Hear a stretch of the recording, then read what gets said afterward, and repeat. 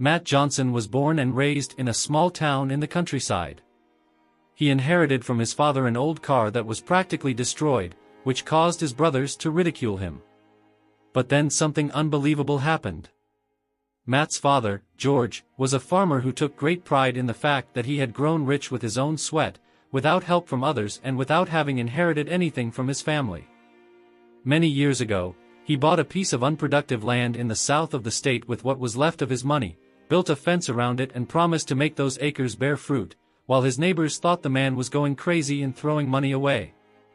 At the time, George already had 3 children and the youngest son was Matt, who was 5 years old.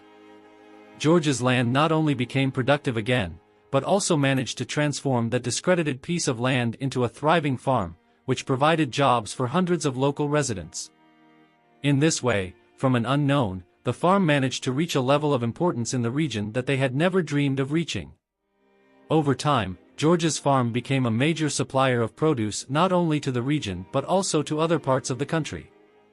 For many people, the most impressive thing in this whole process was to see how the money accumulated did not change George's nature and way of being, who continued to be a nice man with a heart full of hope. More than anything in the world, George loved his 3 sons, Will, Tony, and Matt.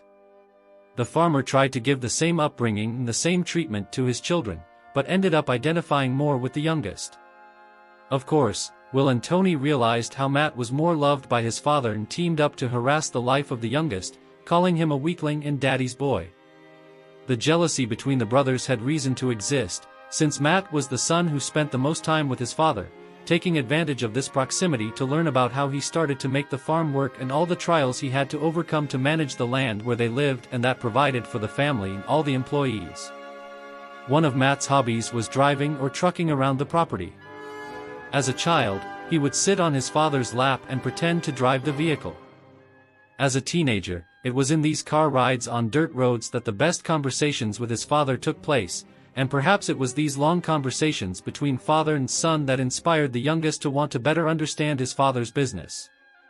Because, among all the children, Matt was the only one who was interested in attending college.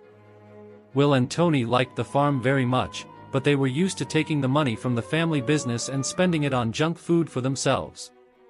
The 2 eldest never worried about having a solid preparation for the day when they would have to take over their father's business. They thought that if their father had started everything from scratch and without any mentors, they would also be able to keep the farm running.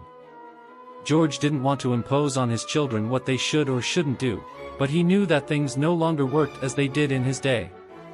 George, who had always had a steely health, over the years felt weaker and more tired.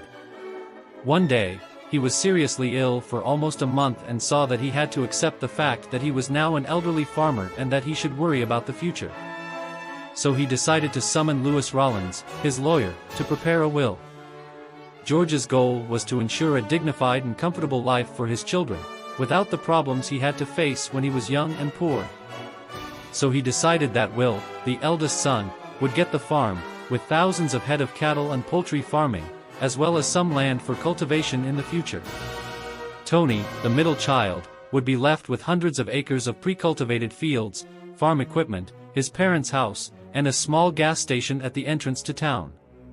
All this, the result carefully, following the wishes of the patriarch of the family. However, Lewis realized that practically everything the Johnsons had of value had already been divided between the 2 eldest children in a fair and balanced way, but he felt uneasy when he realized that Matt, the youngest, would receive nothing. The lawyer then deduced that Mr. Johnson had other assets beyond his knowledge, perhaps an apartment outside the country or shares in companies, and that these assets would be left to Matt. But he was wrong. In fact, the father was leaving only one of his possessions to his favorite son, a very old car that George had bought on the side of the road the day he met their mother. Matt had always liked farm cars, had a good sense of mechanics, and loved to drive, feeling the engine throb in his heart. The car of great sentimental value was broken and leaning against a shed on the farm, but the father was sure that the youngest would be able to fix it and make it run. Anticipating a possible family dispute, which he would have to mediate, Lewis wanted to know if that was really what the farmer wanted to leave, the riches for Will and Tony and just an old and broken car for Matt. In response, the farmer laughed and said yes, that was his final and irrevocable decision. The lawyer hoped that George was joking and that he would announce that this was nothing more than a joke, but the farmer and his wife actually signed the official document with that division. So it was all true. Despite being an absolutely unusual situation, Lewis knew he had no right to judge his client's actions, so he put the paperwork in a folder and said goodbye. Lewis, an experienced lawyer, had seen many strange decisions in life, but he could not understand how a kind and wealthy man like George could make such an unfair division of assets among his children. He knew that Matt would be resentful and confused when he read that will, and that it could lead to a fight within the family that could be avoided. What did George intend with that? 5 years later, the Johnson family experienced two major tragedies. The first was the death of his mother, and a year later, it was George's turn to leave this world. He was already weakened by old age, but losing his wife was really a hard blow that hastened the decline in his health and zest for life. At least George was able to say goodbye to his children, although Will and Tony had been waiting for several months for the fatality to occur. They knew it would be difficult for Matt to recover, while also looking forward to getting his hands on the family fortune. Matt, on the other hand, believed that his father could still get back on his feet and stay alive for a few more years, but that was not what happened, and he was visibly dejected. After all, he was the closest son to his father. In addition, in order to be able to take care of his ailing father in his final months, Matt put college on hold, with only one semester left to graduate. A week after the patriarch passed away, Will and Tony received Lewis Rollins, the family's lawyer, for a long-awaited meeting for all of them, but especially for the two eldest children. Matt still felt a little lost without his father around in that big house on the farm. Then, Lewis read the will, a will of the parents that had actually been signed by both of them, without a shadow of a doubt. The lawyer read it calmly, noticing how excited Will and Tony were about the riches and possessions left to them. But when it came time to talk about Matt, it was remarkable how uncomfortable and out of place the young man felt. That seemed like a joke. Neither Will nor Tony could believe what they were hearing. Matt was very hurt by that, especially after seeing the happiness of the brothers.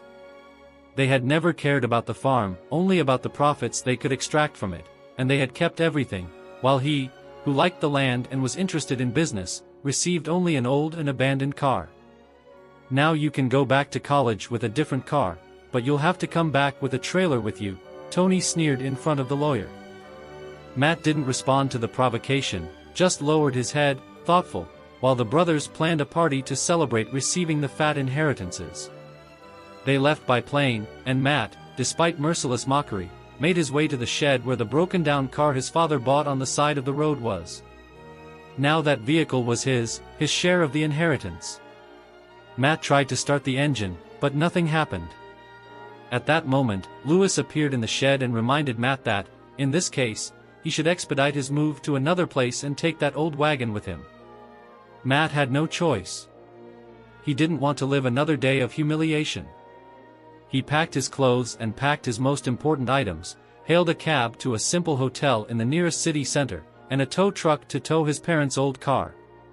When he was already leaving the limits of the farm, he saw the car of the family's lawyer coming in the opposite direction. The car stopped and Lewis came towards him. "You were sent away from the farm." "I was afraid that would happen," Lewis said. "I'm sorry about that, they were your father's last wishes, I couldn't interfere. But know that it's not just this old car that George left for you."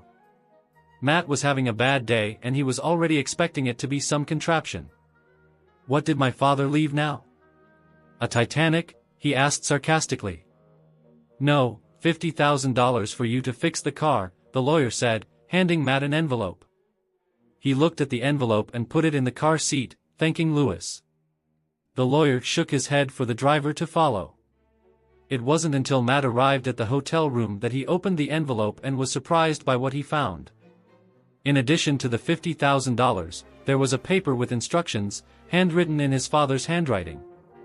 Matt identified the writing immediately, and as he read the letter, he felt a glimmer of hope. The letter said that Matt should fix that car, use the money he had received, and then go to a car show in Dallas. If the price offered was not to his liking, then he should go to a fair in Houston. Matt didn't know what to think. the car was in a pitiful state. Could it be that in addition to being physically weakened, old George had lost his mind? Did no one realize that a buyer would be crazy enough to bid on a car with that state? At the end of another long day of reflection, as Matt lay in his bed, he recalled afternoons on the farm when he was driving with George. His father was not an academically educated man, but his life background gave him valuable wisdom, and young Matt always listened to him very carefully. That's when he closed his eyes to sleep and decided to take that shot in the dark, to fulfill his father's last wishes. He spent the next few weeks hunched over the old car, disassembling and reassembling the engine, changing parts, cleaning the upholstery and giving a general overview of the heavy and rustic bodywork. From time to time, Will and Tony would visit their brother, telling him that he should give up. With the $50,000 he had received from his lawyer, he could have a newer car and save himself all the hassle. "If Daddy's little boy wants to throw money away and keep this garbage, that's fine," they scoffed. "I'm glad Dad knew who to leave this pile of rust for." Matt had relapsed about his decision, but he had gone too far to turn around. Now he would only stop when that car was perfect, even if all his t-shirts ended up stained with grease and oil. Almost a month later, he got behind the wheel and started it. The car groaned, spat a lot of black smoke through the exhaust, but caught it. Matt was glad he was able to resurrect that old can. The roar of the engine reminded him of his father. Now he would have to drive to the auto show in Dallas to try to sell the car as his father had requested. Matt managed to get to Dallas by driving his old can without any problems. He found the car show his father was talking about and discovered that it was an event dedicated to old and rare cars. He saw many well-maintained cars, others modified and some looked very crazy. But unfortunately, none of the potential buyers have offered more than $10,000 for Matt's car. He wouldn't sell for 5 times less than what he had spent just to refurbish his father's vehicle. So he decided to drive a little further and get to Phoenix. Every time the boy hit the road, it was a cause for concern. Despite being a good mechanic and having changed several parts, the car was a model manufactured before Matt was born. The fear of being on the deserted road was clear. Luckily, the refurbished engine was brave and Matt arrived without much trouble in Phoenix. As soon as he entered the venue, he realized that his car caught the attention of some people. At the event, Matt met several wealthy collectors who drooled over his car, calling it a true thoroughbred American and a gemstone for those who know the country's history. But what really impressed the young man was the auction of his car. The initial value was $100,000 and, little by little, the price increased, reaching $500,000 and surpassing the barrier of $1 million. By the time he hit the $3 million mark, Matt couldn't believe that all along he was running a gold mine. In the end, a collector bought the car that belonged to his father for $5 million. That was more money than he had ever dreamed of having, and it was enough to buy Will and Tony's entire inheritance twice. Matt didn't know why his father had never said that this vehicle was a real fortune, but now he understood why he hadn't taken anything from the farm. His father had left his most valuable, most secret, possession to him, because only Matt would be able to resurrect that machine, the only one who would dedicate himself to the work without the certainty that this car was worth so much. With the millions he won at auction, Matt bought a house, eliminated the last semester of college and started his own business. Before long, he married and had a daughter named Selena.